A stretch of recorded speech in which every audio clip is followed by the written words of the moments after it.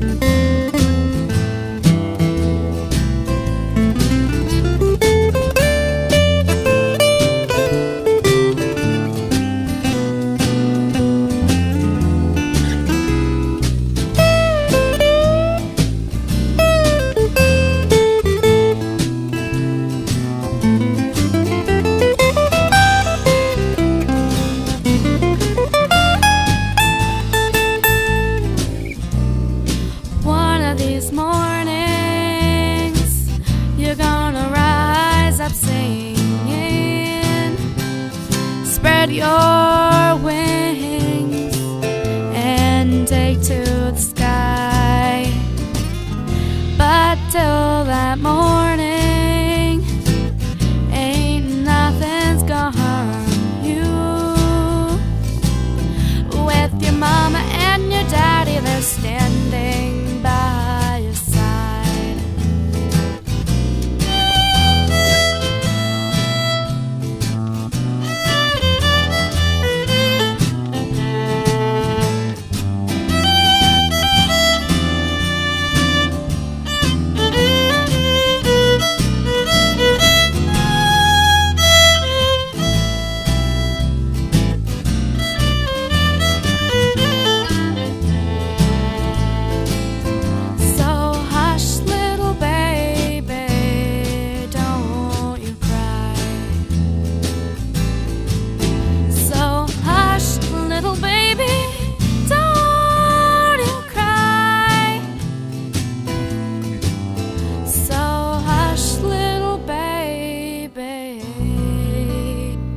Don't you cry.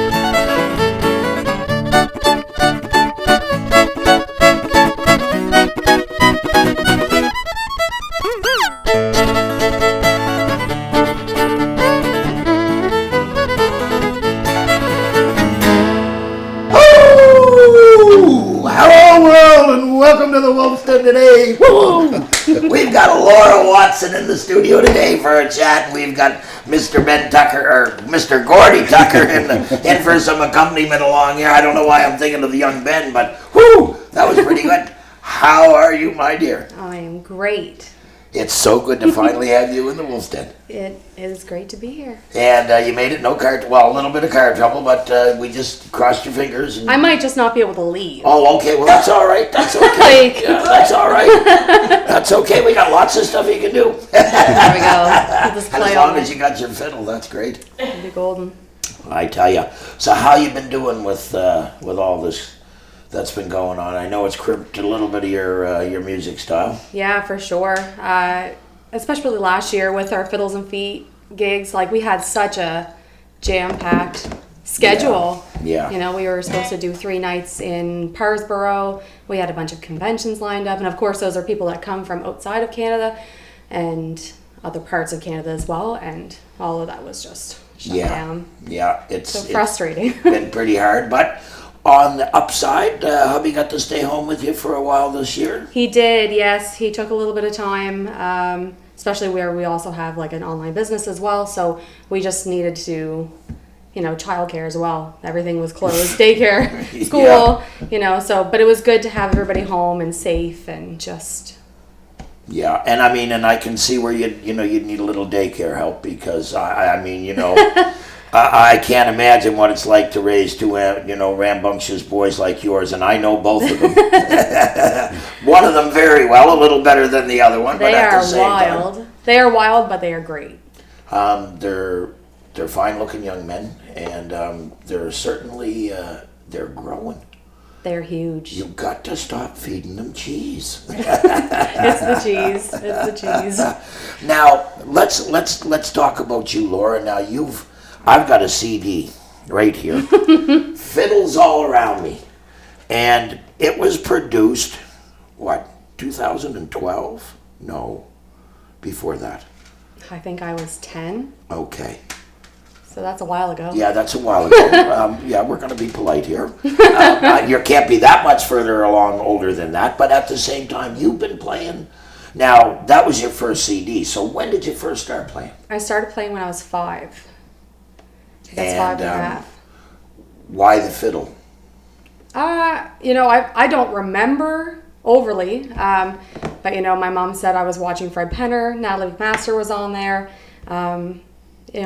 My grandfather on my dad's side played fiddle. My dad plays guitar, so there's lots of music in the family, but I thought maybe, like you just decided that you were, there was somebody in the family you were mad at. So for 6 or 8 months, they were going to listen to 2 cats fighting in a bag. But I don't think it probably took you that long to hook onto it, though, did it? I think, 9 months after starting fiddle, I won my first fiddle competition in Pictou, Nova Scotia. I think it was 12 and under. Wow. And I won. And you were? First. And you were how old?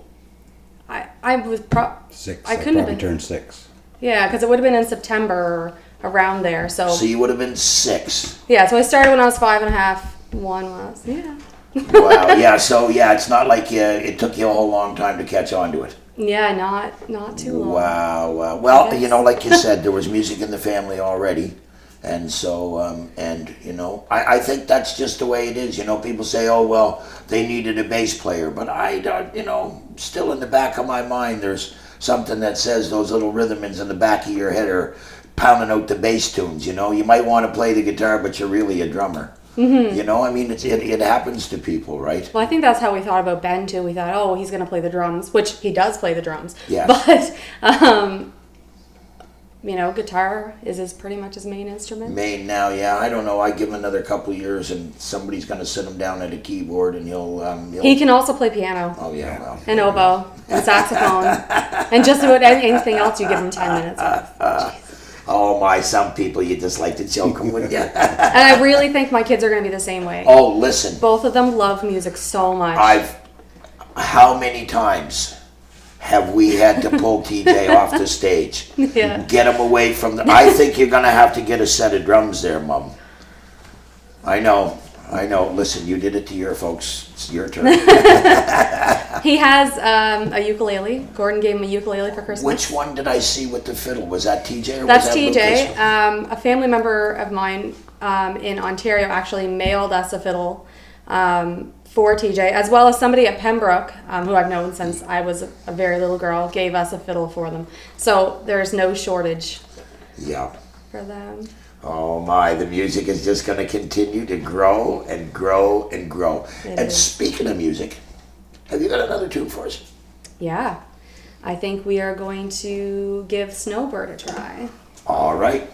So, ladies and gentlemen, in the Wolf's Den, we've got Laura Watson and being accompanied by Mr. Gord Tucker. Sit back and enjoy.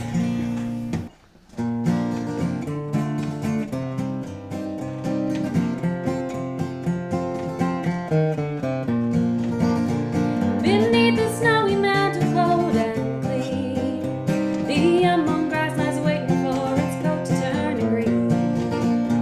The snowbird sings a song he always sings, and speaks to me of flowers that will bloom again in the spring. When I was young, my heart was young then too. Anything that it would tell me, that's the thing that I would do. But now I feel such emptiness within, for the things that I want most in life, the things that I can't win. Spread your tiny wings and fly away, and take the snow back with you where it came from on that day. The one I love forever is untrue, and if I could, you know that I would fly away with you.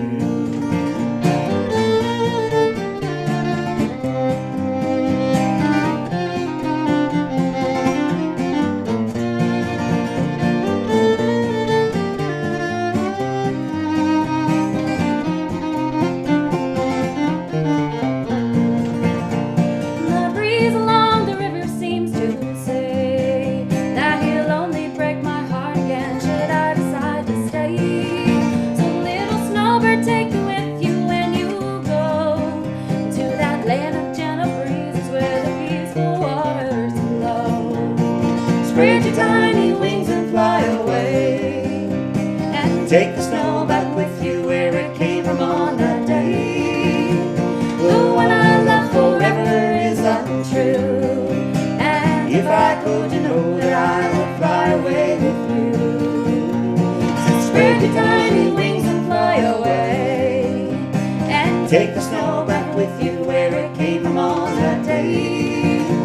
The one I love forever is untrue, and if I could, you know that I would fly away with you. And if I could, you know that I would fly away with you.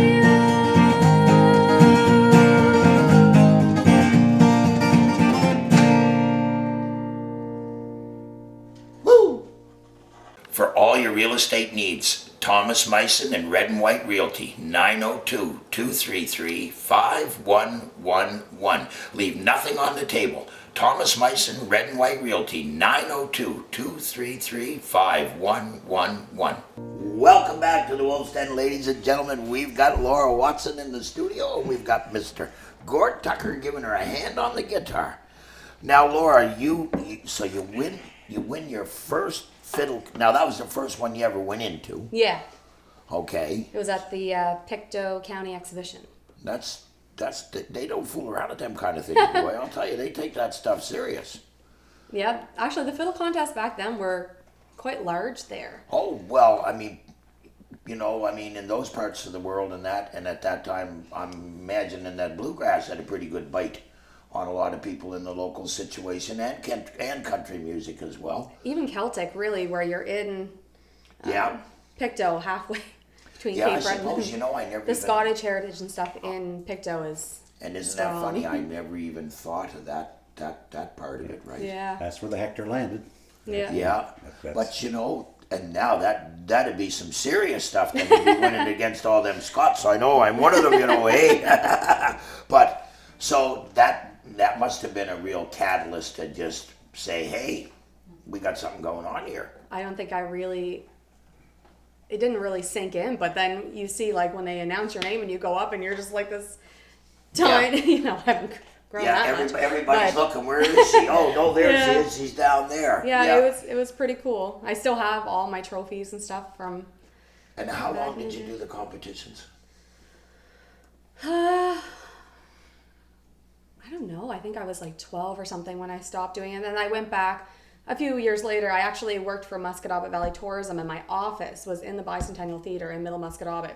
And I was doing paperwork or something, and people were walking by my office, and they're like, hey, are you here for the contest? And I'm like, no, I'm actually not. And they're like, oh, but we'd love to hear you play. We haven't heard you guys play. We haven't heard you play in forever, so why don't you just come compete? And I'm like, well, I don't even have my fiddle here. Like, I don't, you know, I think someone had to drop my fiddle off to me, and I just went up, and I think even when, you know, they do like a little interview after you play, I said, I didn't plan on competing. I'm just here because there was a couple people that, you know, came up to me that said, we'd really like to hear you play.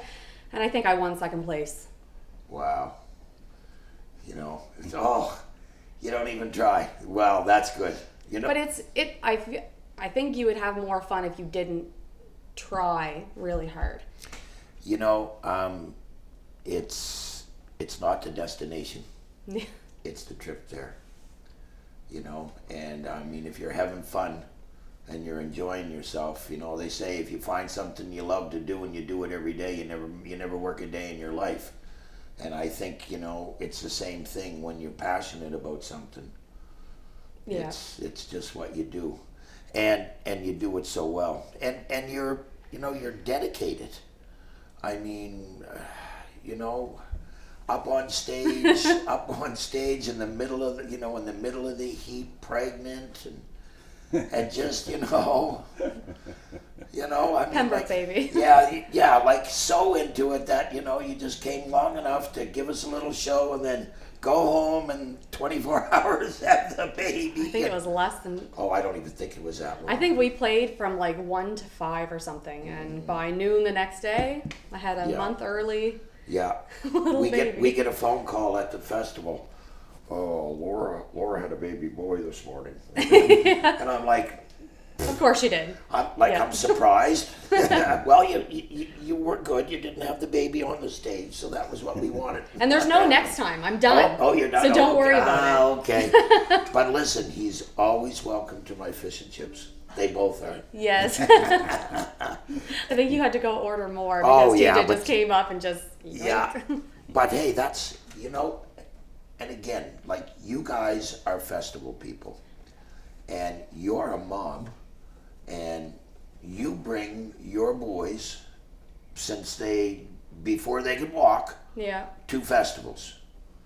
Can you please tell the world out there how safe and how important it is to take our children to music festivals? It's an incredible experience for them. I mean, they get exposed to that kind of atmosphere so early. They love the music every time they go. You know, no dancing because of COVID, but you know, Yeah. TJ's there like wiggling in his boots, and you know, and especially Pembroke. Pembroke is an amazing like community feeling. It's not just like you're getting tickets to go to some random music festival that's not, you know, there's heart behind Pembroke, and I love it there. Yeah, it's going home. Yeah. Yeah. Even though like I'm not from Upper Stewiacke, you know, I've known like Cassie since I was very little playing at the Maple Syrup Festival. I remember her and her sister. You know, I remember all these faces, and then it just kind of comes together. So it feels like home up there. Yeah, well, you know, I've been very blessed to be welcomed into the fold up there, and Gordon and I, we have a great time up there doing the festivals and that, and as long as little Nicky's is selling fish and chips and hamburgers, Gordy's gonna be fine. I think last year with COVID, there was No food. no, so I was bringing you food to Yeah, the salad table. Yeah, that's why he was so grumpy all the time. I'm a good cook. All right, I think it's just about time for us to have another tune. It's just about time for another tune, Gordon. What are we gonna? I mean, it's up to you. We can wait a little bit if you want, but I wouldn't mind another one right now if you want to give it to us. No, I'm good to go. If you pick it, we'll do it. I think it'd be cool to do something like Sway. Okay. Throwback. I was involved in the Los Primos project Yes. with Jeff Goodspeed, and the Latin music that we did, it stuck with me, and this is one that we like to perform together. Well, you'll never hurt my feelings with Latin music because I just love it.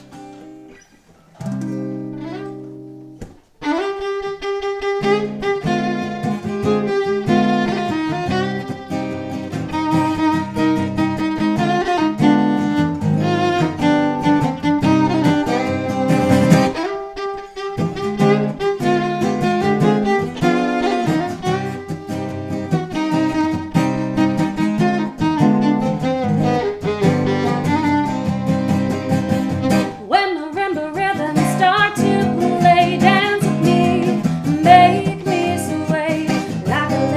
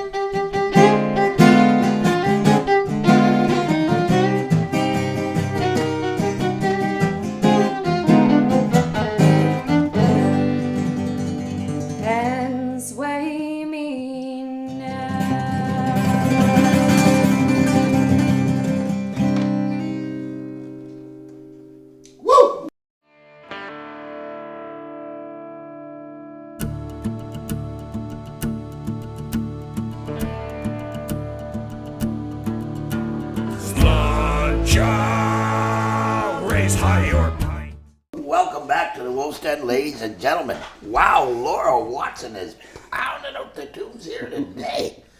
So, now as for the singing, was that always a part of your repertoire? Did you start playing and singing, or was it just mostly playing in the beginning? It was only playing in the beginning until I was about, I think, 10. Really, when my first CD came out.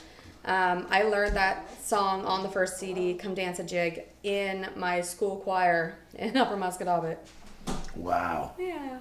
And so, was it much of a transition for you? It just came naturally? I think so. I think at first it was kind of like a nudge, you have to sing. But, you know, with any kid, that's pretty much how it goes. I always, I would sing in choir. I would always sing when I was little and stuff. Same as my boys.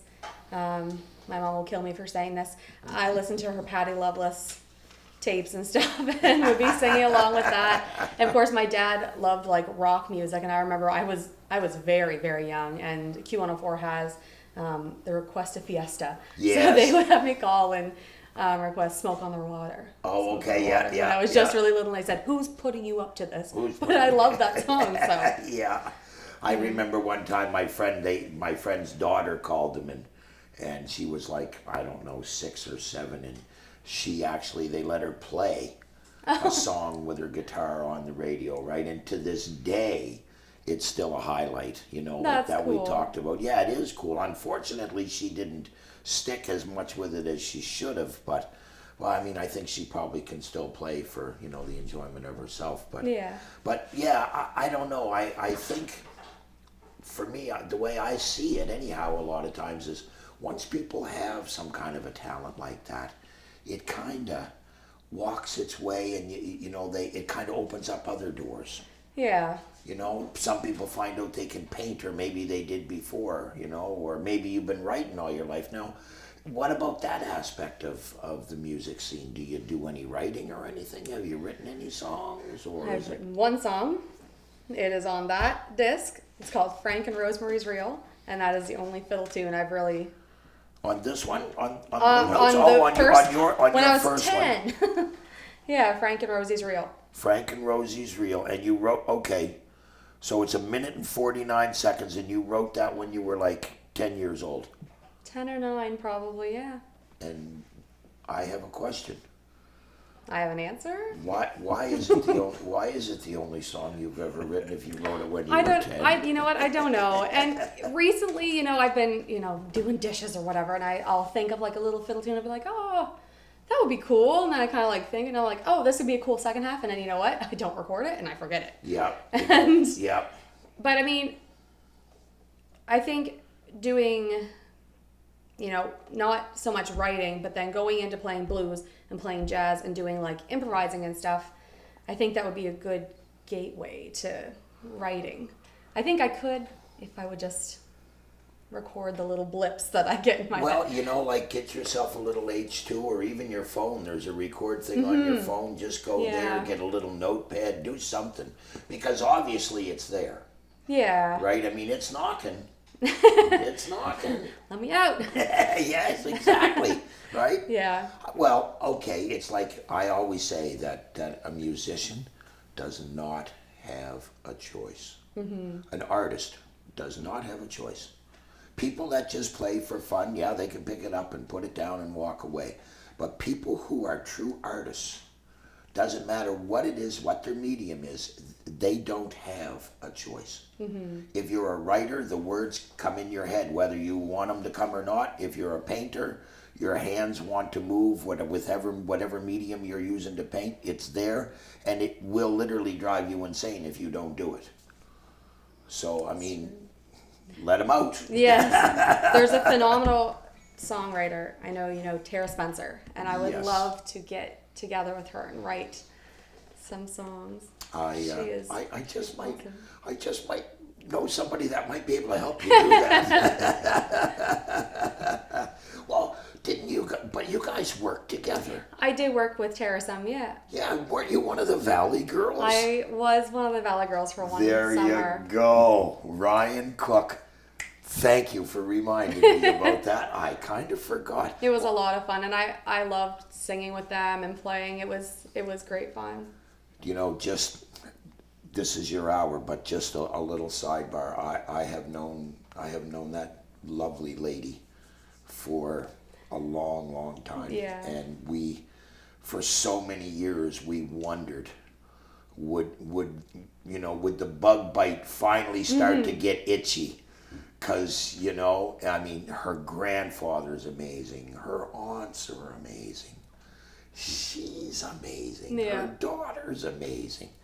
And, you know, it was just like, no, I can't do it. I got a family. I got this and that. And I was so pumped when Ryan got her to go over to Europe and to England with him. I followed their journey on like Instagram and stuff, and it was. Yeah. I would love to do that someday. That's so cool. I was just going to say, you know, I don't see that outside of the scope of where you could be at all. I would love to. Yeah, well, you've certainly got the talent. I mean, I know right now you've got a very young family, and that right now that's pretty much top priority with you in your life.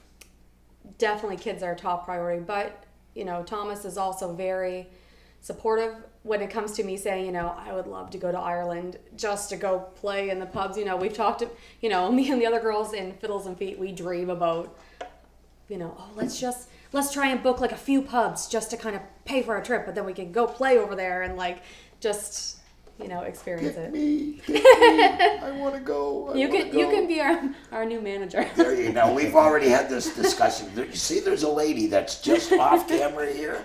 She has told me that if I try into a venture or something like that, I have to go to sleep at some time. You know what? It would be a dream gig. But yeah, I think, and again, I think it's something that you really should pursue. I think so. I think once COVID is Yeah. gone away. You know what? You should talk to Maurice O'Coin because he does a thing in Scotland every week, a live show. How does it? Yeah. And this bar, they live stream music from all over the world. And apparently they were doing it before COVID, but it's got to be live. Mm-hmm. And it would be a great way. You guys did a show to get your faces and your music out to them. Yeah. And then if you wanted to book a gig, hey, people have already seen you. Yeah. Exactly. There's a little managerial help without any fees. Yeah, he's not living over there, is he? No, he's here. He's here. He's here, but he found this pub, and he found that they were doing this live gig, and he reached out to them and that, and he's got Moe's roundabout down there next to his house. He's got a garage all converted into a studio, Very cool. and he does a show every Monday evening at 7:00, and it's amazing. Like he live streams to these guys, and people from all over the world watch this. Yeah, cool. You know, and again, the online kitchen party, that's another place where you can get, get it out there. But Yeah. Just as a side note, we had 31,000 views on our last live show. there you go. But see, and that's exactly what I'm talking about, Yeah. right? Target it to a bar. You know, invite a bar in Ireland. Go on there and find a bar and say, hey, listen, we're going to be doing a live show this weekend. How about you guys come and watch us? Yeah. Right? And then, because we'd like to come to Ireland someday, and maybe you guys might like to have us come and play. And that might work. I mean, you know Be what a dream come true. I would love to go. you know what they say, questions are free. Yeah. That's what you do with them after you get the answer that you got to work on. We're going to get you guys, they do another tune for us here coming up in a real hot second. And then when we come back, we're going to talk a little bit about Blue Notes and a little bit more about the future. Ladies and gentlemen, stick around. We got a great tune coming from Laura Watson right here on the Wolfstead. We're coming back at you, ladies and gentlemen. Enjoy. Go ahead, I'll come in.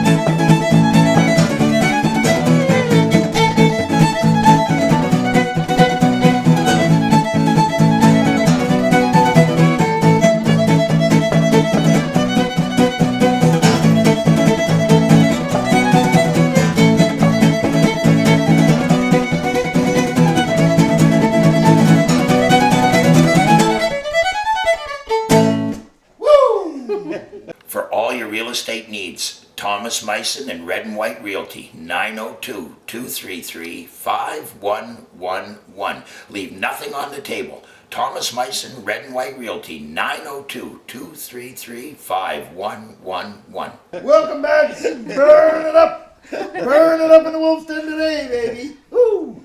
Whoa. I tell you. The growling devil set. I tell you, wow. That's a little bit of a workout. Especially for the guitar player. Yeah, really, eh? But I mean, I can't imagine like doing 10 or 12 songs that fast. Just bang, bang, bang, bang, bang, bang, bang. And then there's one person in the band that's dancing. Yeah. Like, woo! Like, yeah, the Energizer Bunny. So, okay, I'm looking at your CD, Blue Notes. And you did this when you were 12, it says. It tells me this recording was done when Laura was still 12 years old and reflects material she and I had worked up over the last couple years. The improvisations are her own and reveal the potential for a long and exciting career in music. May this recording be a link to such a career. Gordon T. Hey, wow. Well, look at you, just like Nostradamus, buddy, you're predicting the future.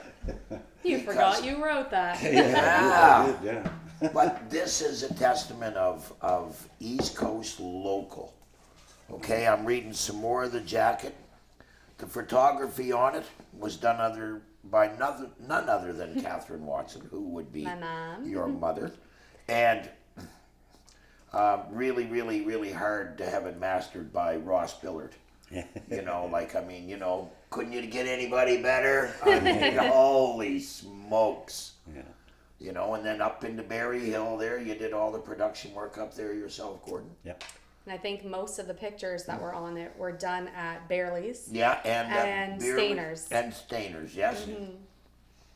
I'm sorry to say that sorry Stainer's is gone. Yeah. Stainer's is gone. Yeah. You know what? This past little while, I was at a place in Dartmouth, Staggers, and I got to tell you, another place you really should be looking at because they've got the COVID thing down to a science. That's important. Portland Street, yeah. Yeah. And they got it down to a science. The stage is all plexiglassed off. There's room for 3 or 4 people up there, you know. Patrick Waugh's son is there doing video production. He's taping all the bands that are playing. Great spot for live music. Lots of them around. But so this CD here, now, again, we go back to the first CD and we say, well, there's a song on here that you wrote when you were 10, and it's the only one.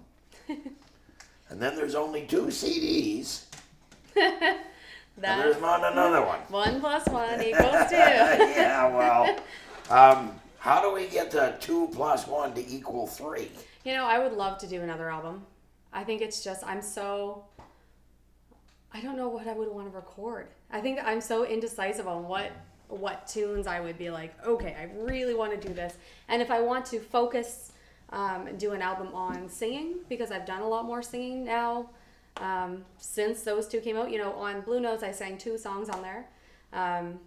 You've sang a lot more over the last 4 or 5 years. Yeah, like, definitely more. I know at Pembroke, at first you weren't singing nearly as much as you did the last couple of years, and then last year we had a lot of fun. Last year, the COVID concert. Honestly, it was so much fun. Yeah. You know, we learned some new stuff to play as well. We did some Shania Twain and some CCR, and yeah, I think. Yes, you did. I remember that's right too. You did do a Shania Twain, didn't you? I did. Yes. And Dixie Chicks. And the Dixie Chicks. Yeah. They changed their name, didn't they? Or they just To the Chicks now? Yeah, they there dropped you the go. Dixie. Yeah, well, you know. They dropped the ditzy. The Dixie. So, do you think that maybe that's something that's gonna happen? I think so. Yeah. I think that there's certainly enough people out there that you could reach out and touch, you know, that would probably help along with the whole thing. Now, earlier in the show, you mentioned that you guys had done the Los Lobos thing. You'd done a thing with the Los Primos? Yes, with Yeah. Los Primos. Give us a little bit of a rundown about that and what that was. So you know, Stainer's Wharf, I used to play with Gordon every Tuesday night for quite some time. And Jeff Goodspeed would actually just, you know, drop in. He heard me play a few times, heard us play, and then I think he contacted Gordon and asked, you know, who is this girl? Can we get her involved? And it's honestly a great program. I was able to do a musical exchange in Cuba with Cuba. So we would go to Cuba for 10 days. We played in, I think, 2 different parts of the country. And, you know, you really get to experience authentic Cuban life. And it, you know, I was young. I was really young when I went, but it was an amazing experience, you know, going to a conservatory there. And I remember, you know, little things like I was 14 years old and, you know, I wanted to go check my hair because, you know, whatever. Did you find a mirror? There was a mirror this big Yeah. in the girls' bathroom. And that's really just stuck with me. And I just thinking about, you know, all these girls crowded, but they're so happy. And then you just think like these little things really are not that important. When you go to a place like that and you go to where the real people live, you get a whole new appreciation. Just before the pandemic, we were in Cuba, and just as one day we went into town, and we actually got to see the commissaries and that, where they get their food and where they get their allotments, and the people lined up there, and the housing, apartment buildings that they have for the staff that work. And these people are happy that after 10 years they can buy it. It's theirs, right? It's theirs. After they work at the resort for so many years, that apartment that they're in, they own it. And I'm here to tell you, it ain't much. Yeah. But to hear them talk about it, you'd think they were living in Beverly Hills, right? It's almost like the palace on Berry Hill. There you go. So after us going to Cuba, you know, we got not most amazing thing, but I got to go to a Cuban ball game, a baseball game. And being a Jays fan now and like really liking baseball now, looking back, that was so cool. I wish, you know, I really want to go back to Cuba and do that experience with my family because it was awesome. But anyways, that was a side note. When we came back, the Cuban students actually came up here, like we did fundraising and stuff, and they were actually able to come up here for a month or 2, but they got to go to Acadia Jazz Camp. They did performances around the province. I know they went to Cape Breton some, but it was such a cool experience to be able to go back and forth and have them come here. And, you know, one of the girls actually that was from Cuba and she came, her name was Luna. Cannot pronounce her last name, but she's like a star in Cuba now. You know, she's like this beautiful singer. She's a beautiful person. But she is like a star. Yeah. I went there last year, not the year before last, and I mentioned her name, and they're like, this girl, and they brought her up on their phones, and they're like, she's amazing, she's a star. And I'm just like, it's so cool that I got to have like such a good friendship when we were young, and you know. Perfect. Yeah. You know, said it 100 times on this show that doesn't matter what language you speak. If you speak music, you speak the universal language, and everybody in the world knows you and can talk to you. Yeah. And I don't think there's anything that ever brings people closer together than music. Because music takes us to places, and it takes us to memories, and when it takes us there, it takes us to feelings, and it takes us to connections. And you know what? I'd love to make a connection with you right now. So.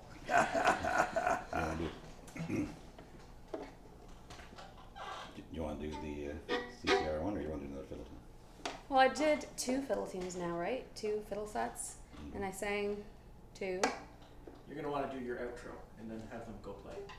Okay. So do your... All right, are we there? Yeah, we're there. Okay. Do your All bubble right. talk and then they can play us out. All right, yeah, you guys can Well, play we need some. to figure out what we're going to play. Yeah, first. you guys can think about it, and then we're going to fix it all up together. Ladies and gentlemen, we want to thank you so much for stopping by today. We really hope you enjoyed the Wolf's Den, and we hope you come back next week and catch us again.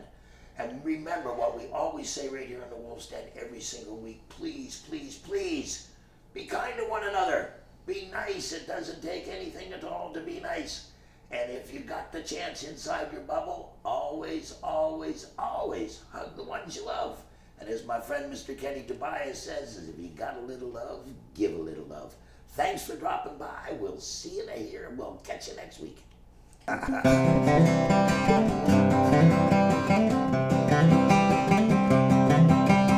We got married in a fever, hotter than a pepper sprout.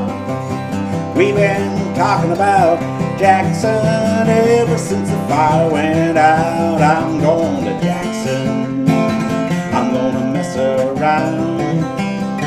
Yeah, I'm going to Jackson, look out Jackson town.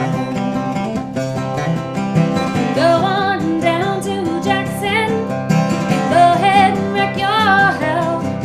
Go play your hand, you big talking man, make a big fool of yourself. You go to Jackson, go comb your hair. I'm gonna snowball Jackson, See if I care. when I breeze into that city, all the people gonna stoop and bow. All them women gonna make me teach them what they don't know how. I'm going to Jackson, you turn loose on my coat. Yeah, I'm going to Jackson. Goodbye, that's all she wrote. We'll laugh at you in Jackson, and I'll be dancing on a pony head. And they'll lead you around town like a spotted hound with your tail tied between your legs. Yeah, you go to Jackson, you big talking man. I'll be waiting in Jackson behind the J-Pan fan. Well, we got married in a fever, Hotter than a pepper sprout. We've been talking about Jackson ever since the fire went out. And I'm going to Jackson, and that's a fact. Yeah, we're going to Jackson.